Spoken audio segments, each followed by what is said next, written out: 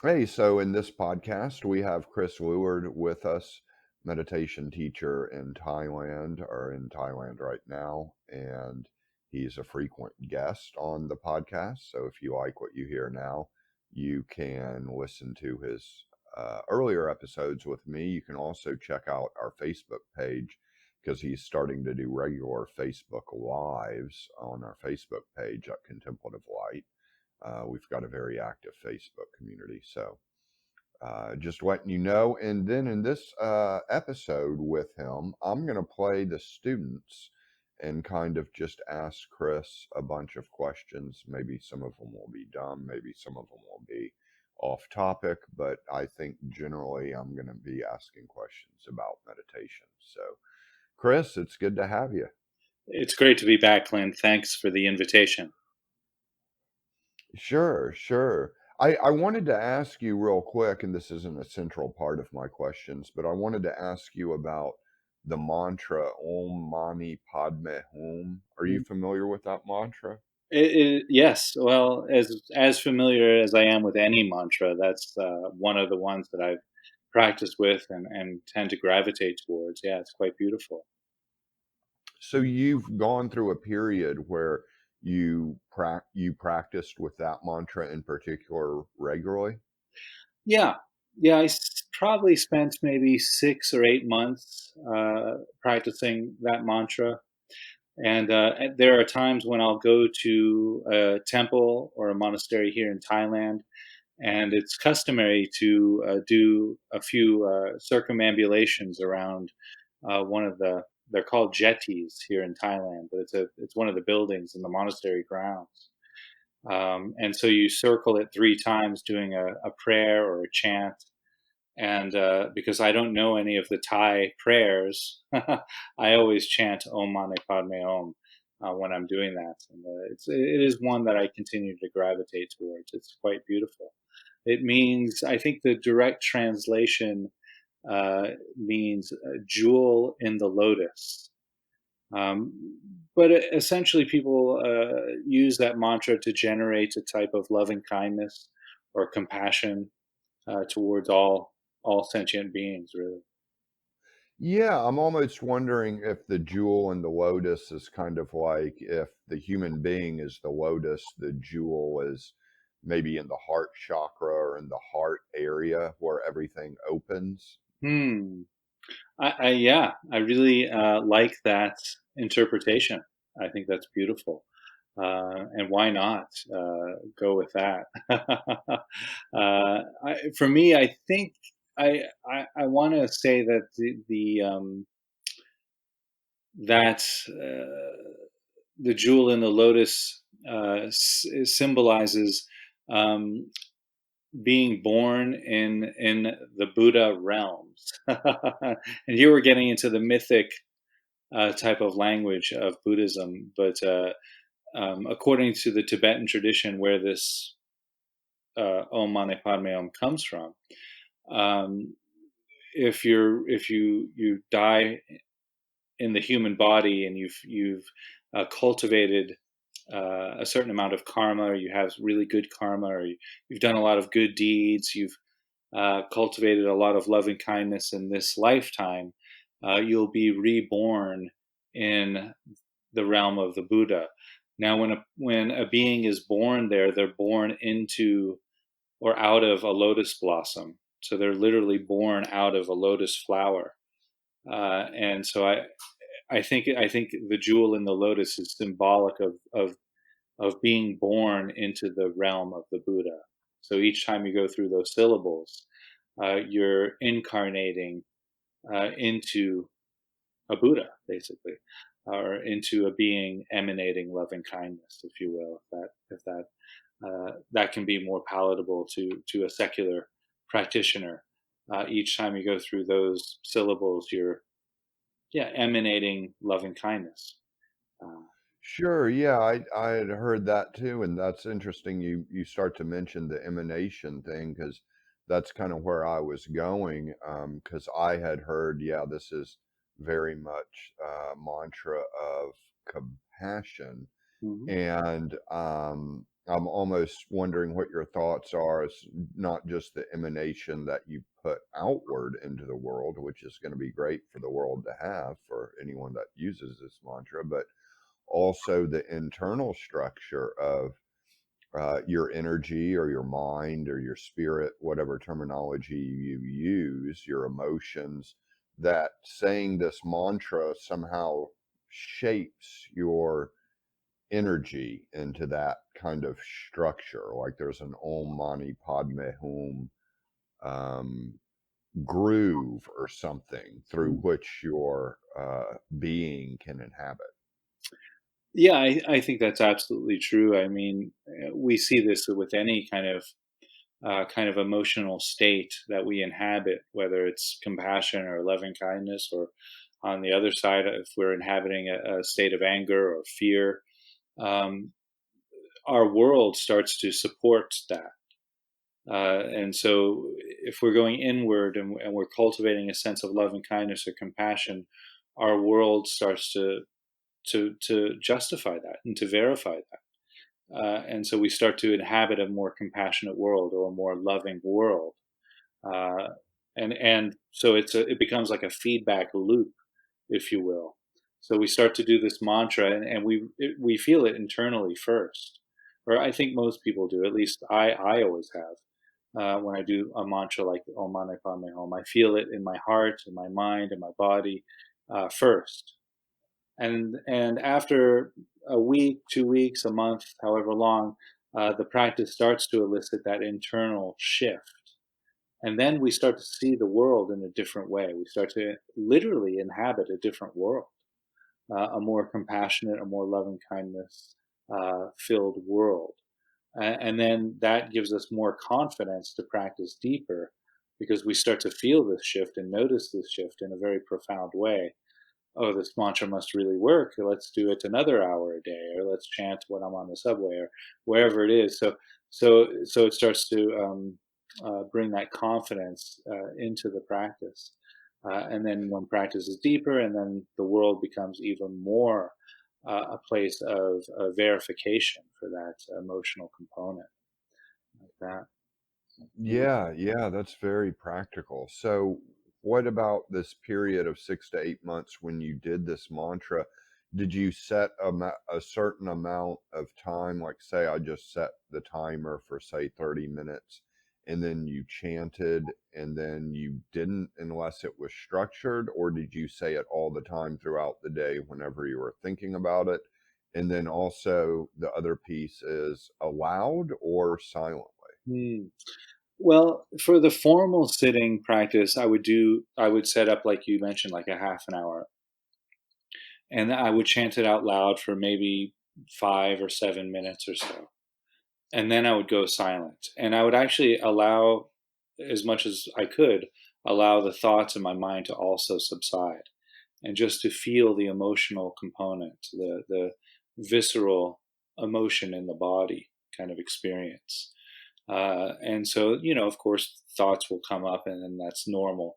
And we just allow those thoughts to pass through our awareness and come back to the experience, to the emotion of compassion, of loving kindness.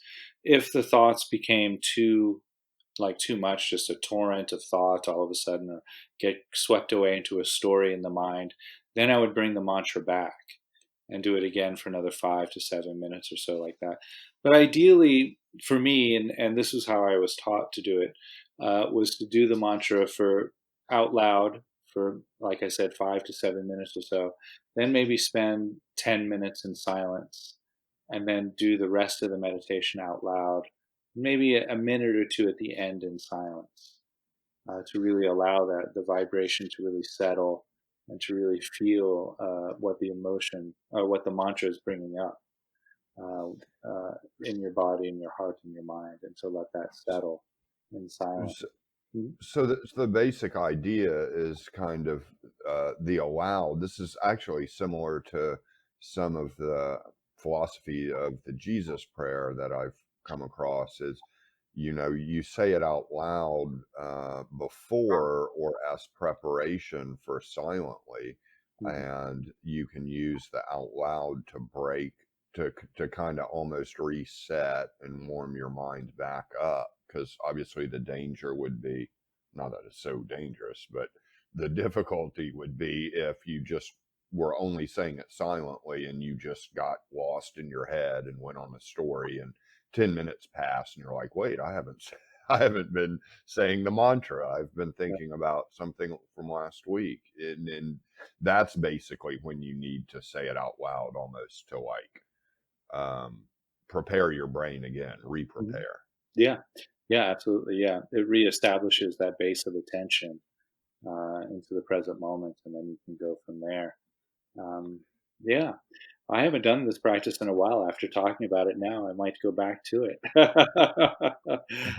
Yeah. Well, that's funny you say that, because I think the last time I had you on, I mentioned something about mantras briefly, and I had not been using mantras regularly when I said that. But I think having said that to you almost kind Mm, of piqued my interest. And so, that's kind of how I got on the mantra kick. It was inspired, I think, mm. from one of our conversations about it. But Good. you were saying basically that you did, though, at times you would say it in the subway in New York Yeah, and walking and the streets. that was when, as I mentioned, when you start a person who practices mantra like this, and this is what was happening with me. After a few months, I started to feel that shift, and notice how the internal shift was causing my experience of the world to be quite profoundly different, in a much in a much nicer way. And so I would start. It inspired me to do it more often, and to do it on the subway, or to do it in the library, or in the post office, or waiting in line at the grocery store. It started to become a part of my internal chatter, if you will. And so, uh, and then what I started to notice then is that it became a lot easier to continue it when I would meditate in the mornings, set up the timer for half an hour. It was much more stable. I would get distracted a lot less, and things like that. So actually, my doing it throughout the day powered the formal meditation practice, and then the what I was learning, experiencing, what I was gaining in profit, if you will, from the formal meditation practice, was powering the practice in day to day life. So that became again like a feedback loop, if you will. So the formal practice fueling and inspiring the day to day practice, the day to day practice fueling and inspiring the formal practice, like that. Yes, yes, yes. And the more you said it, the easier it got to say, and the more you wanted to say it, because you Yeah. were beginning to notice the effects, internal and outer. Yeah, absolutely. Yeah. So yeah, quite a lovely practice. It's a good practice, I think, for people who have trouble sitting in silence, because this actually, because that's the typical mindfulness meditation practice, is to sit and follow your breath and watch your thoughts. The mantra seems a little bit, well, it can be anyway, a little less challenging for people who find silence very challenging, because this gives well, it's not silent, first of all, so it gives your ears something to latch onto, which can be quite nice. Also, the vibrations in the body of chanting out loud, saying this mantra repeatedly out loud over and over again, can be really just soothing in a Yeah, and it's almost like you become the mantra, kind way. of.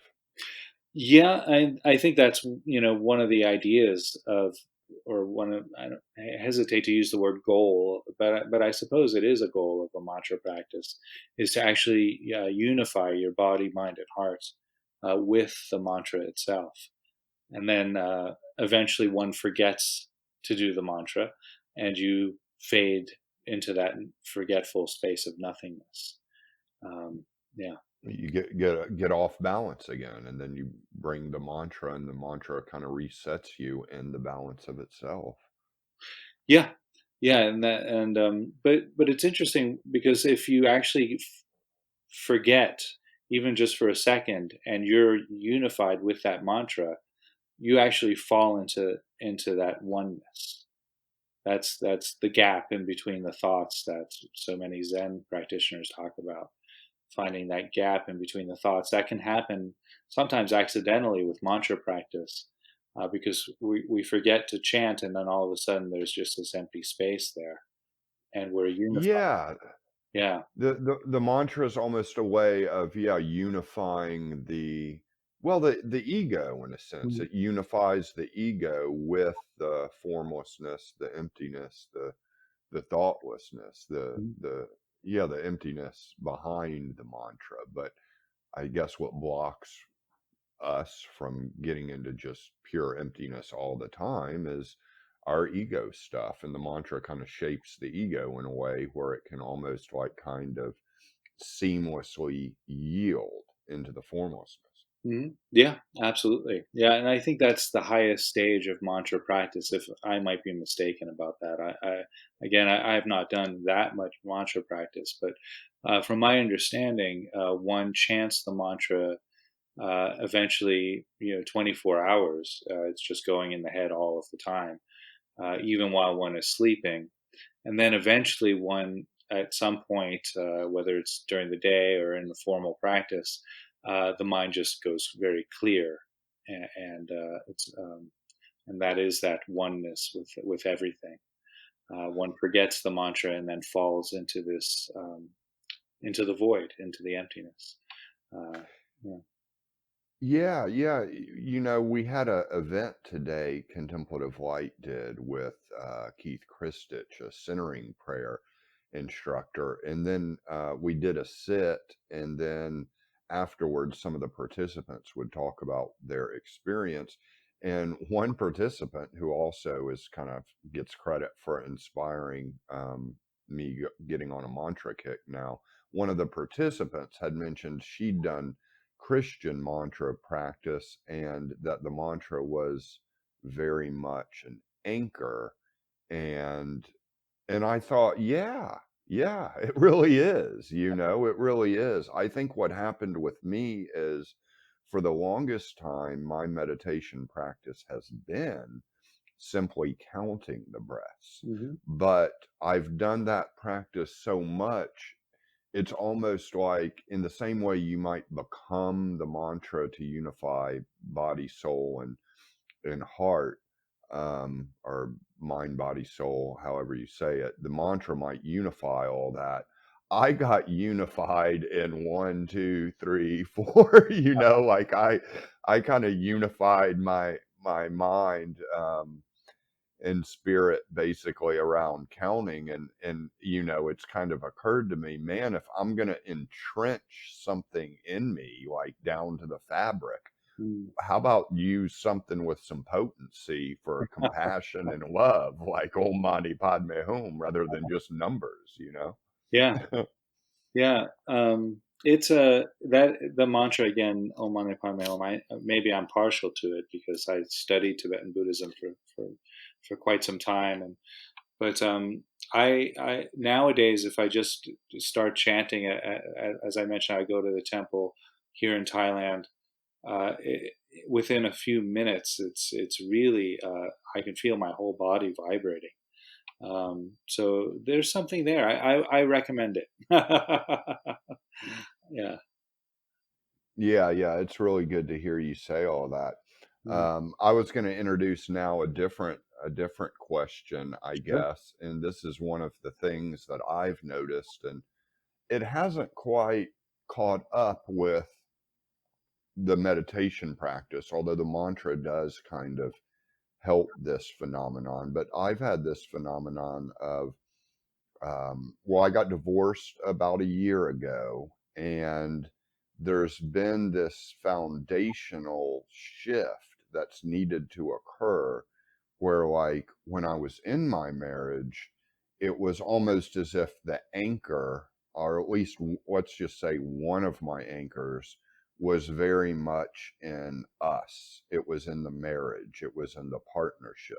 mm, And when I divorced and separated, it's almost like I'm kind of falling back a little bit to the anchor of, well, just me, just being, just presence, not someone else. mm, And in this process, I suppose there's been a little bit of on the fence a bit, where it was like, okay, well, I think at a foundational level, I'm like 70% in me and 30% still kind of hanging on to the past. And it very much seems like a nervous system conditioning thing where, I was married to someone for 8 years, and, I just got used to that dynamic. And then that kind of unconscious architecture all shifts back into the self.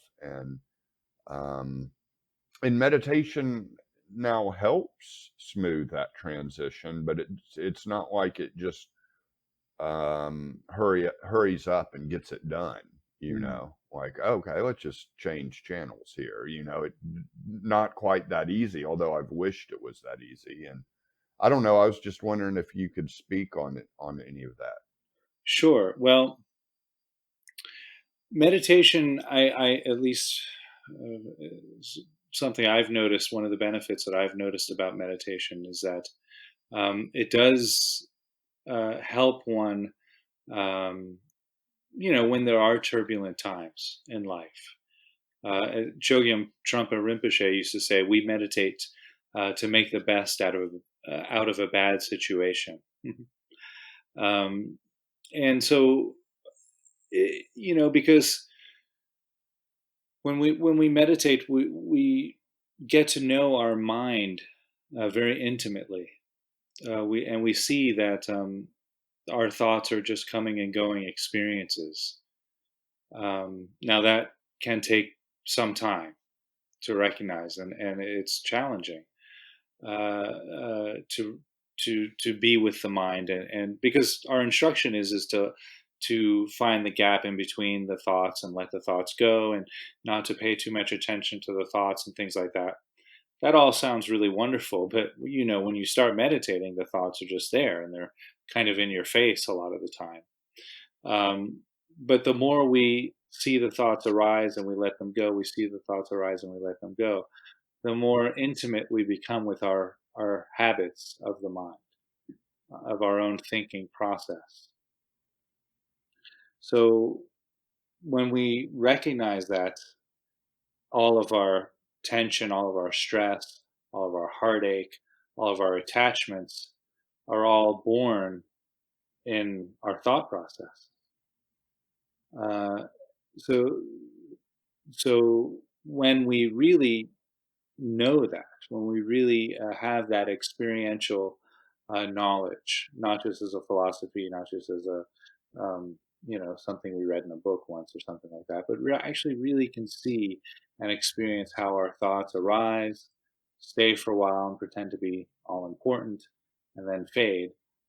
Uh, then we can start to not take them so seriously like that. And so in that learning, in that experiential knowledge, we start to be able to release uh, in uh, in the experience of change. So the whatever arises, the you use the example of your divorce. I too went through a really horrible breakup when I was married, and we were married exactly the same as you, 8 years, and I know that can be really intense. Um, and so, but there it is. It's that process of knowing that all of that rides in the thinking mind, and that, as the Buddha often pointed out, and as many spiritual teachers point out, whatever arises ceases. And so, once we really know that, we can see the arising of sadness, we can see the arising of anger, we can see the arising of joy, of bliss, of laughter, and we know that it will have a certain lifespan, and then it dies away, it fades away. Now, the hard part is that it is the thinking that keeps the sadness in place. It is the thinking that keeps whatever emotion in place. So, for example, use the example of anger, because everyone feels anger at some point in their life. So, anger arises, and then it feels real. We mistake that anger as giving us a real image of the way the world looks. So, for example, some driver cuts us off on the road, and so we feel this anger arise in the body, and then we see the world as a way that will justify that anger. And so we get this anger in the body, and then the thoughts come in the mind immediately. The mind is like, "Oh, why is that guy driving that way? He's crazy. Where did he get his driver's license? I hope they take him to jail." Whatever. All of these thoughts about anger arise. So then, this is where meditation is so powerful, is that it lets us let those thoughts go, because day in, day out, hour after hour, we practice in meditation, seeing our thoughts arise and letting them go, seeing them arise and letting them go. So then we start to be able to do that in everyday life. So we see the thoughts that are there, keeping the anger emotion in place. And we just, oh, that's just thinking. I don't need to be thinking about this incident any longer. We let those thoughts go. It's the thoughts about the situation that keep the emotion in place. And so once we let the thoughts go, we can then feel the anger. Anger, viscerally, anger doesn't feel all that bad. It's tension in the abdomen, clenching in the jaw, might be tension in the shoulders and the chest. Our fists might, ball up, but it's manageable.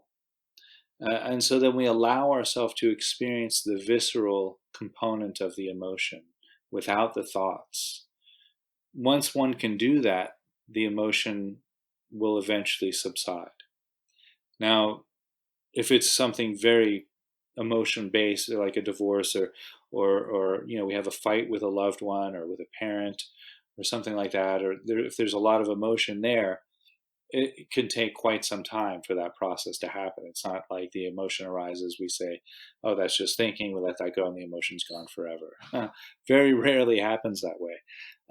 So, more often, what happens is we recognize the emotion, we say thinking, or we recognize that we're thinking, we let the thoughts go. Then we feel the anger in the body for a minute or two, and then there's more thoughts again. And so just to recognize that the thinking process is the fuel for the emotion, and to be able to separate the two. And that's one of the great gifts of meditation practice, is that we eventually be able to separate the thoughts from the emotion, that they're not the same experience. So they're actually two separate experiences that arise almost simultaneously often. But they are two separate experiences in our awareness.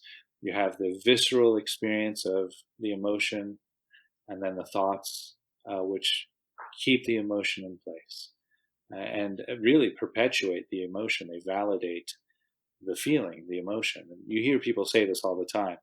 "Oh, that guy made me so angry." Anybody would feel that angry if that person, cut them off the road, and they start to validate it. And it really feels like that's the way the world should be. But there again, it's only the thinking mind that keeps that validation in place and keeps the emotion alive for us.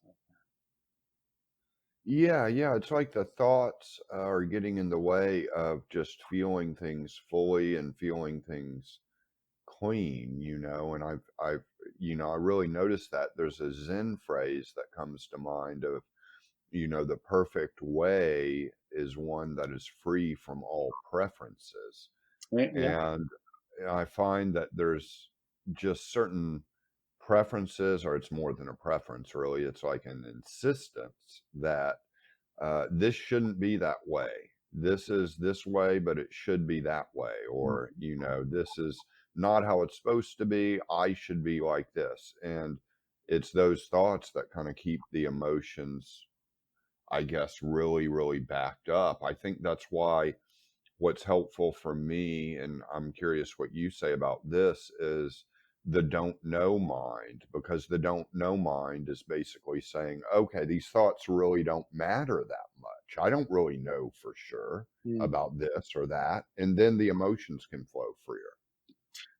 Yeah, absolutely, and that's another great practice. Yeah, one can go into a meditation practice and continually ask the question, "What is this?" And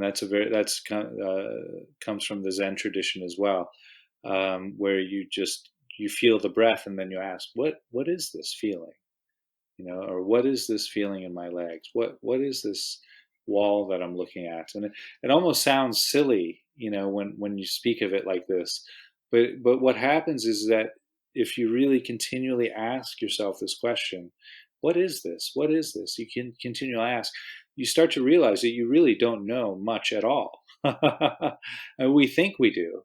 We think we know, what the breath is, but do we really know uh, uh, the visceral experience of each breath? What is that, and why do we feel that? And so when we start to bring this inquisition to every minute detail of our experience, the way one would do in a Zen practice, the whole world becomes exciting again, because you really inhabit a world of don't know mind. And what could be more exciting than stepping out onto the street that you've walked down for the past 10 years, but all of a sudden, I don't know what's the next step is going to feel like. I don't know what's around the next corner. And logically, we actually really don't know. But because we've walked that same block, for example, over and over again for the past, 3, 5, 10 years, whatever, we think we know that the tree is going to be right around the corner, but we really don't know, you know. And to have that attitude, moment to moment, is well, as one of my teachers likes to say, the mundane becomes sublime. And I really love that expression, because it really allows us to see the world in a much more creative, vibrant space.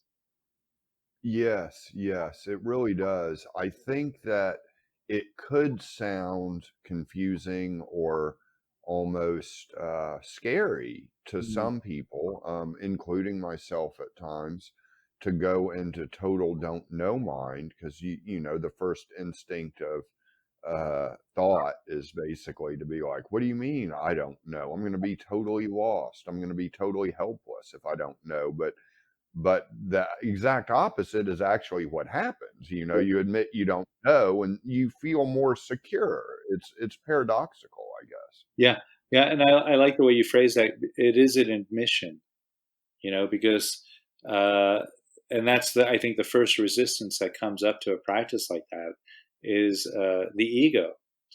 Of as I think a lot of cultures, a lot of societies, a lot of human beings, they think they're valuable because they know something, right? I mean, that's, our whole education. Many societies and cultures are based on our value being rated as according to how much we know. And so, so it really raises a lot of, like you said, fear or trepidation for people to meditate on the idea that we actually really know very little. Yeah, Yeah, yeah. And yet there's always a certain kind of relief when I can allow myself to, fully admit, as you say. It's almost like confession in Mm. Christianity. You've just got to confess to my utter ignorance of just simply not knowing, not even knowing what this whole existence really is at the end of the day. Can't yeah. can't really say for sure. I think for me, you're right. It is getting over that first hurdle, and I think, it kind of, well, once you do, anybody who's listening to this, I very much encourage this practice of don't know mind. It is a beautiful practice, and so, but getting over the first days or weeks of fear, perhaps, that might arise during a meditation like that. What does tend to happen is that, that's you, things just become, take on that amazing. amazingness. It's like, wow, this life is really what a miracle! What a miracle that it is that I can breathe, that I have a body that has components from all different types of life. That um, the atoms in my body are the same atoms in the stars, and it's just when you start to really break it down, the miracle of consciousness, of life, of experience. It's extraordinary, and it really becomes real in a very tangible way with that practice of don't know, or asking, simply posing that question over and over again, like a mantra. What is this? What is this experience? Because the mind will start to answer it. It'll say, "Oh, well, this experience is, I'm, sitting in the sun, enjoying the breeze." But what is that? Who's having that experience? What is that experience? And then you can keep going back and forth with the question. The mind tries to answer it. Question. The mind tries to answer it, and eventually, you just come to a place where there's no answer anymore. And that's really the place of pure creativity. It's really, really extraordinary. Hmm. Yeah, yeah. I think that it's a letting go that can really make the mundane miraculous. Mhm. It's really a nice subtlety. I wanted to ask you too, just in terms of you do one-on-one sessions, and you've had plenty of students, all sorts of students, I'm sure, like over the years. And I'm just wondering how, what your experience was helping students through situations where, let's say, not really like mine, where I'm divorced and processing the aftermath, processing the marriage, but more a situation where they're currently in a bad relationship, or they have somebody they're living with that they don't get along with, or they have a family member that's just really, wreaking havoc on their head and heart. Yeah. What you offer to those in that situation. Well, there's never a pat answer, and that I think I I think that needs to be known and looked at and respected. That when I see people one on one, I really try to be precisely in the present moment with that person, and to hear what they're saying verbally, what they're conveying through their body language, and try to be as sensitive as I can to their experience of what's happening. And from there, I design a meditation practice, usually based on what they're revealing to me in that exchange. I try to be as compassionate as I can in that moment, where I can hold space for that person's suffering as well as I can, because I think, if anything, that's going to help them uh, as much as any practice that I give them to work on their own. If I can just be that compassionate space for that person's suffering in that moment, more often than not, I find that leaves, well, it relieves them of something. They're able, for at least that hour where we meet, they're able to put some of that down. And so that allows them to re-enter that situation with a little bit of that heartache resolved. And I think that can be quite profound for people. So to be the compassionate space that they're looking for in that hour of that one-on-one is usually uh, my first priority. And then again, being in the present moment with what they're conveying, a teaching, usually some sort of loving kindness based practice, loving kindness for themselves, so that they can continue holding compassionate space for their own suffering, going forward. whether if I'm going to meet with them once a week or once a month, trying to give them the tools to meet that situation so that they can relieve their own suffering, their own pain. Uh, because I'm not going to be with them, throughout the days that they have to cope with that. Also, I find that when people can be, will have a tool that can help them be in the present moment in situations like that, using mindfulness-based practices, feeling the breath, feeling the clothing on the skin. Also, I like for people who have trauma or in really traumatic situations currently, I find that an external source of the present moment, like a sound, if they can focus on the sounds of the present moment, because oftentimes people who have trauma or are in the middle of a traumatic experience, those emotions and those traumas are being stored in the body. So oftentimes, if they try to be in the present moment and they go into the body, that can actually be triggering for somebody if they're holding trauma, if they're experiencing trauma. So to come into the present moment using the sounds of the present moment can actually be really helpful for people in those types of situations. So I often recommend, if I can ascertain that that's what's happening for this person in front of me, I recommend that they hear the present moment before trying to feel the breath or before trying to feel the body. And listen to the sounds, or if they can, take something in the present moment, a visual experience, maybe looking at their shoes or looking at any object that's in front of them, preferably something that has some sort of personal attachment to it, because that'll allow them to anchor into the present moment easier if they have that personal attachment, maybe a gift that somebody gave them when they were a child or something like that. I had one student who would use prayer beads, and she carried prayer beads with her all of the time, so that when she was in a situation where she was getting triggered but knew she had to be in the present moment, she would just hold the prayer beads, and we found that was really effective for her to be able to encounter these experiences. Now, I also want to say that we never should use any of these techniques to condone bad behavior. So if we're in an abusive situation, or if we're in a situation where we're repeatedly getting hurt, get out of that situation. For me, that's, I think, uh, really important. That we should never use these practices to, oh, I can be with this, I'm stronger, and then to continually be inflicted with harm.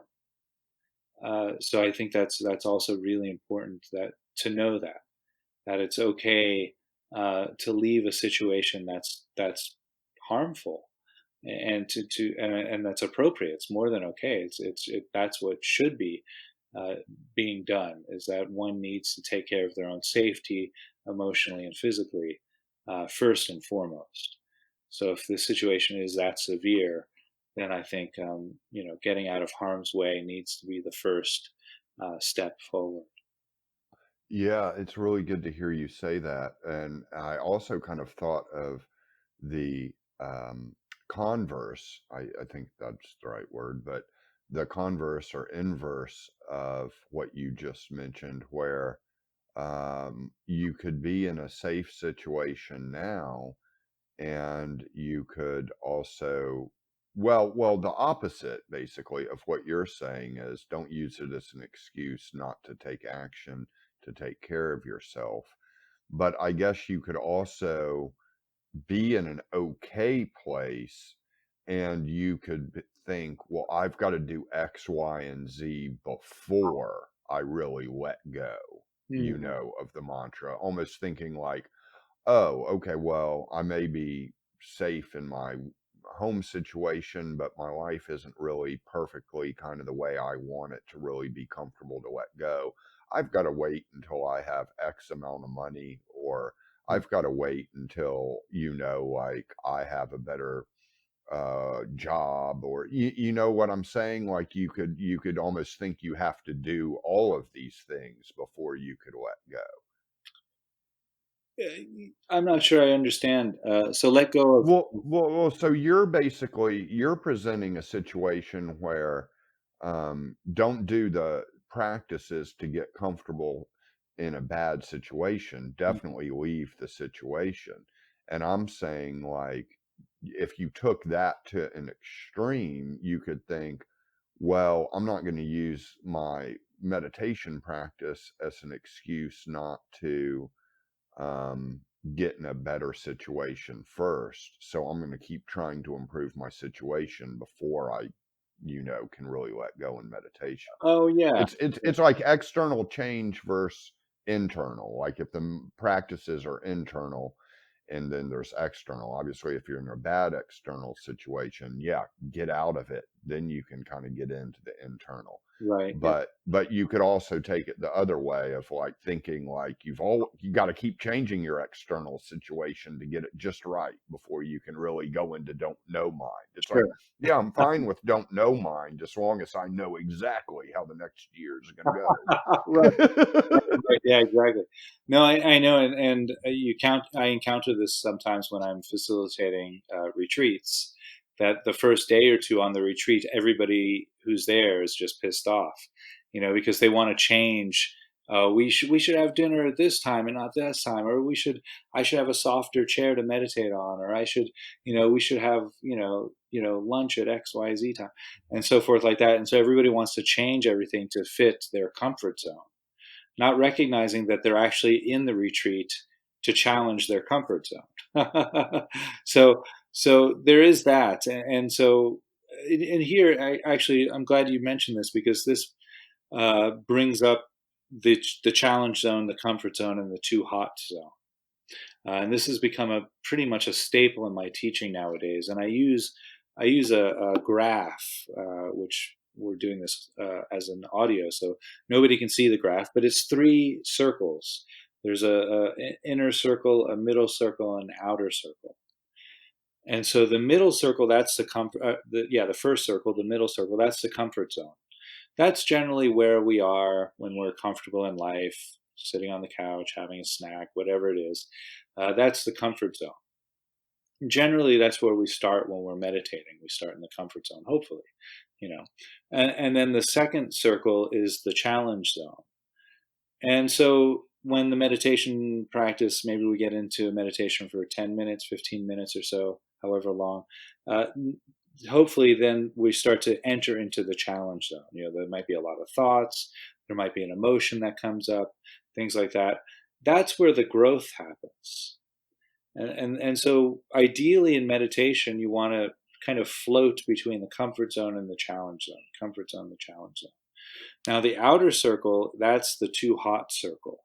That's when things get like really emotionally charged, or there's just too many thoughts and we have to get up and do something else, or it's just too uncomfortable. We can't sit there any longer for whatever reason.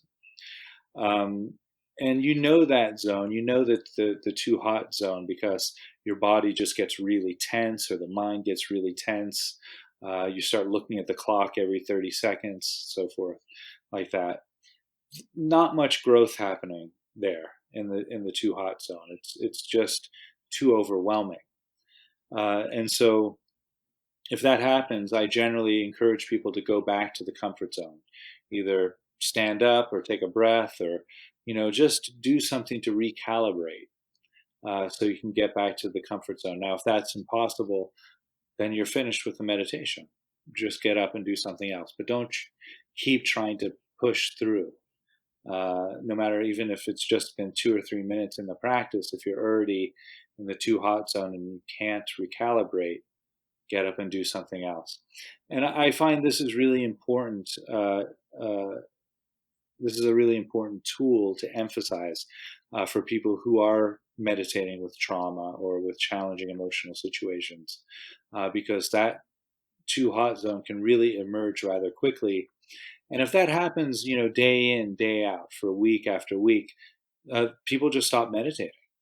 because they just can't do it. It becomes a resistance against the meditation practice itself, which is really unfortunate because, as you and I know, meditation can be a tremendous healing tool for people with emotional challenges, for people recovering from trauma. I myself had PTSD for a couple of years, and mindfulness practice was integral in my recovery from post traumatic stress disorder.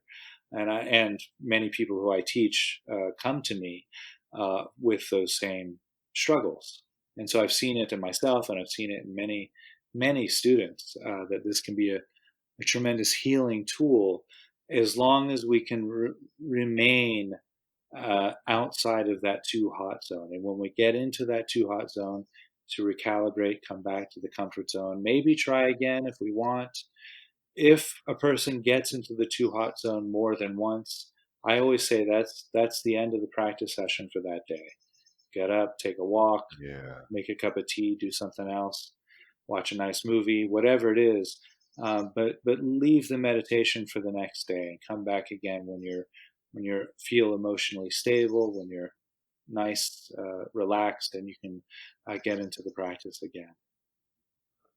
Yeah, yeah, and that really fits with trauma and intense emotional turmoil because like you were talking about earlier, going into the body sometimes and into the breath and in the inner body, the inner being during times like that, that can be the too hot zone, but listening to outer sounds is a little bit of a relief. I think probably maybe even listening, that may also be kind of why, podcasts like these, or even different YouTube pages of different teachers, or even YouTube or Pandora tracks of chanting or classical music. That could be a good meditation because it gives you something on the outside so you're not trapped in your body with all that crazy.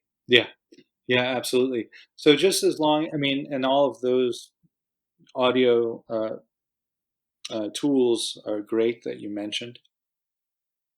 So the idea, if you want to use meditation as a healing modality for trauma or for emotional suffering or pain, the idea then is to allow yourself to just feel just a little bit of it, just as much as you can, without getting into the too hot zone.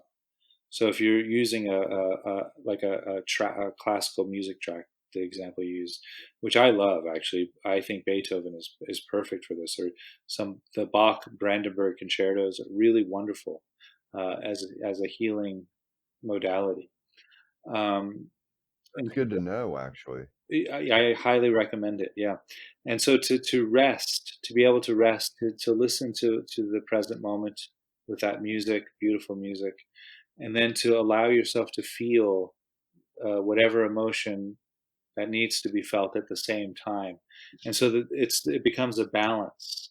So you have, like, the way I always explain it when I give workshops on this sometimes. So 50% emotion, 50% present moment awareness. And so to try to keep that balance, that evenness, so you're allowing like one hand in the emotion and one hand in the music or in the present moment awareness, like that. And that should keep one in the challenge zone so that enough of the emotion can be felt, because we need to feel the emotion needs to be felt in order to heal. That has to be a part of the component. So otherwise, we're just using the music as an escape.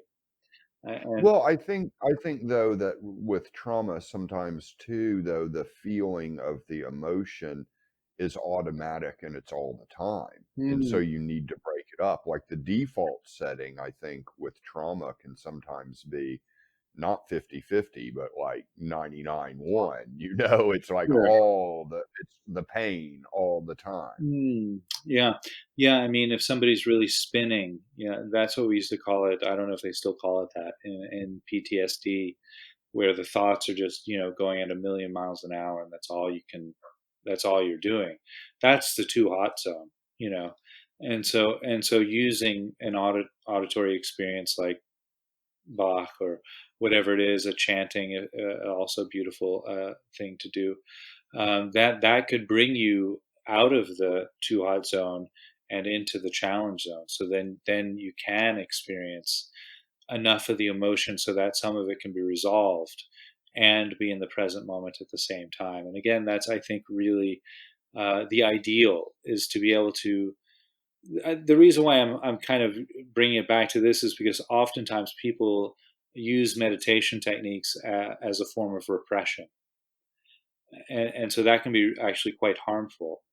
Uh, Really? You think that's possible though? Doesn't meditation kind of force the system to kind of feel eventually? Ideally, but I mean, sometimes don't know mind can become don't feel mind, because Ah, thoughts and emotions, as we were talking about earlier, arise simultaneously very often, and often feel like the same thing until one learns to experience them as separate. It can feel like the emotions about that experience and the thoughts about the experience are the same. And so one starts to say, "Oh, that's just thinking," and then they stamp down the emotion and the thought at the same time. oh, okay. And so that can be, and that's known. There's a term for that called spiritual bypassing. Uh, Yeah, yeah, of course. I've heard that. yeah, and so that can be quite harmful, actually, where this emotion gets repressed. And you see this sometimes, people who can sit on the cushion for hours and hours and hours. They can be really peaceful meditators, and they get up and they're total jerks. And you're like, wow, that's really kind of a bizarre phenomenon. And so that's indicative of some sort of repression that's happened there. And so, Well, I also think that the people that would happen with, though, are people kind of pre-awakening, so to speak. They may not have blown the doors open on their consciousness yet. yeah, and sure, that can happen. And so people, hopefully, eventually, that some experience, whether it's in meditation, whether it's an encounter with a teacher, or something off the cushion, something will trigger that repressed feeling, that emotion. And hopefully, their practice has gotten to them to a place of stability, so that they can actually, okay, now that's coming up, and that's, wow, I really got into road rage over that guy cutting me off. Why is that? Well, let's look at that.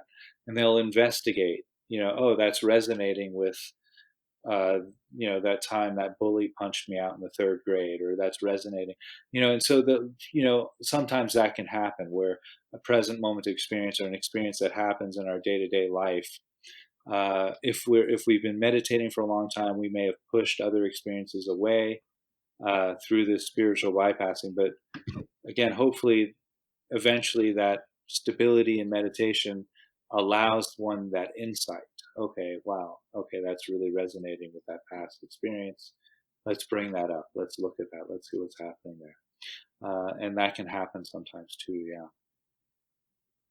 Yeah. Mm. And so, well, this conversation has been so rich and even inspiring for me in my own practice, and I can't thank you enough. I kind of want to cut it, wrap things up. So we'll have I'll have questions to ask you for the next episode. Sure. Well, yeah, yeah, we've talked a good amount, and we did get into some really deep and profound and sensitive topics. So, Yeah, we could even, we could even go deeper on these same topics more and sure. more too, I think, because we mentioned a lot of good practices. And, but I wanted to let the listeners know about your Facebook Live that you're going to be doing on the Contemplative Light Facebook page. Did you set a definite, like, regular time to do that? I have. Oh, okay, Yeah. great. Those are so it on my time, because I'm in Thailand. I think I'm 12 hours ahead of you. So here it's Friday mornings at 9 a.m. and Monday mornings at 9 a.m. So that's, I think, Thursday evening at 9 p.m. your time, and Eastern. Sunday, Eastern time? yeah, Eastern time. Or no, I'm No, in no, Central. you're in Central time, yeah. So, yeah, you're 12 hours, which is Central time. So that's, yeah, 9 p.m. on Thursdays and 9 p.m. on Sundays. Okay, so that would be 10 p.m. Eastern time That's, every Thursday night, basically. and Sunday. And then